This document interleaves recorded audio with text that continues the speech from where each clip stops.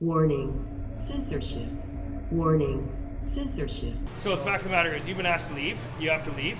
You have to wear masks in here. By not wearing masks, you're breaching the current legislation in regards to the Emergency Act, and you can be charged $750 tickets. So. After the interaction I had with police a few weeks ago regarding the strict enforcement of only one part of the mask mandate at a local mall in Peterborough, Ontario, I wanted to do as much follow-up as possible with the unelected health bureaucrats that the officers kept telling me to contact.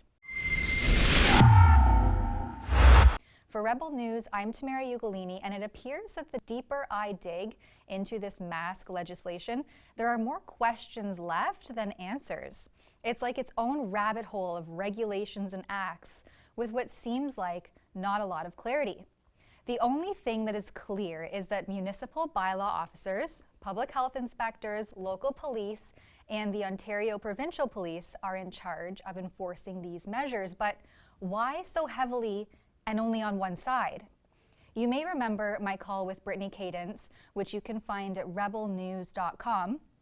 She's the communications manager at Peterborough Public Health. She couldn't answer my questions on the phone, and after outlining my questions in an email, as per her request, it turns out that she couldn't answer them either. So she directed me to the email address for the media contact at the Ministry of Health. Now, in this email, I outlined those 12 specific questions, but specifically, I wanted to know if non-medical face coverings were now being classified as medical devices. You know, things that are actually studied, tested for efficacy, and regulated.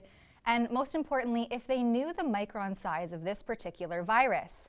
I wanted to know what the Ministry of Health thought about the peer-reviewed study out of Denmark that found that masks provided little protection to the wearer. And then there's the issue of positive PCR tests only increasing since the mask mandate. So what does the province hope to achieve by continuing this mandate? And the CDC and the WHO both note that the close contact is defined as contact which occurs face-to-face within 1 meter, not 2, of distance for 15 minutes or more. Who decided that passing someone in a mall or a grocery store was close contact? And then, of course, through the contact tracing initiatives by public health, I wanted to know what percentage of positive cases have been traced back to asymptomatic transmission.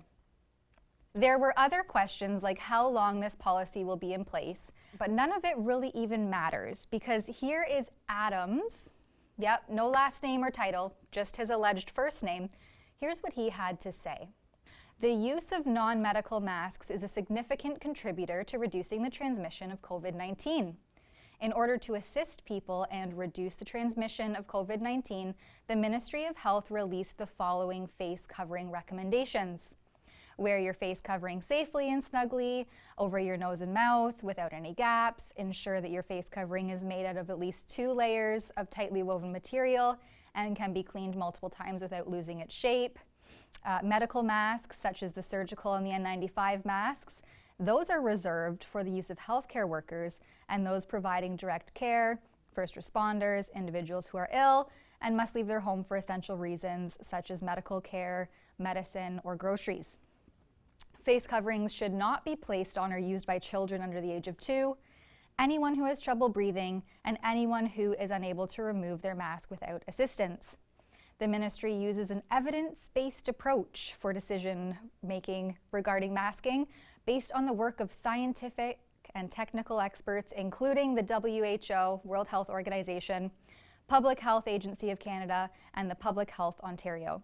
Compliance and enforcement related to the use of masks can be upheld by various parties, including local health officials, local and provincial police, forces, and Ministry of Labour Training and Skills Development inspectors. Seems to me like he simply regurgitated the standard talking points of public health, which is the very place that I researched and gathered my questions, while using a bunch of word salad to answer none of my questions. Apart from again validating the various parties that enforce the mask regulations, and again cherry picking which parts that they are to uphold. To me, it seems laughable that I specifically ask about the World Health Organization's close contact definition, and he completely disregarded it but then goes on to ensure that decisions are based on their expertise. And what's this about 2-layer masks? I thought it's been well over a month since Teresa Tam recommended 3-layer non-medical masks, as seen in this CBC article. Did anyone expect more accountability from the unelected health bureaucrats?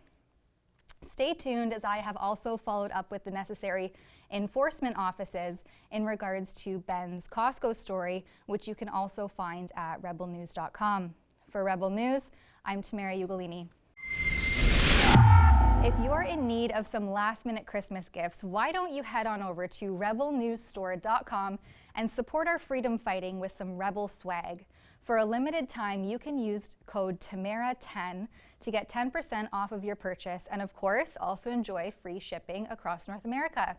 That's rebelnewsstore.com, code TAMARA10, TAMARA10 for 10% off your order.